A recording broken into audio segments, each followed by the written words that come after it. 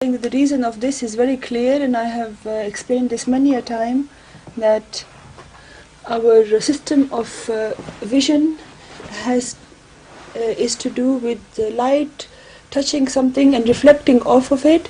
We can't even see the air.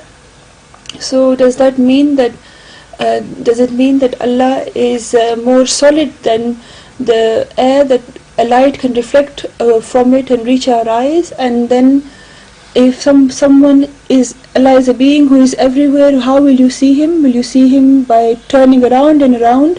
And if he has a shape, then he cannot be everywhere, and he can't be unlimited, because everything which has a shape has a particular which has limits, or a particular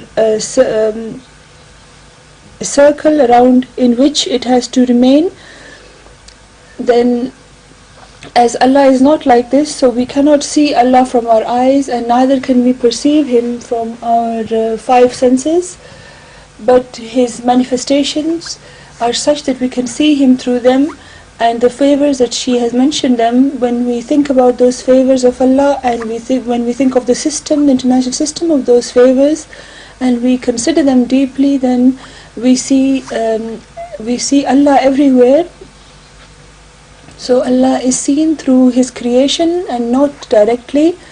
And a common example of this is seen in day-to-day life. There are many poets who, for example, who have been dead many years, but when you read their verses, then you see them through their verses, and they have such a imprint on their poets, on their poems, that you can recognize the poets from them. There are many artists who have made beautiful paintings, and they have returned to their Allah, but the imprint that they have made on certain pieces of art are such that you cannot mistake who made them. There are some experts who tried to copy certain artists, and no matter how hard people tried, even though such people were taken to court in America, etc., they could not copy. Such people could not copy the original artists, and which is why they were caught. So Allah's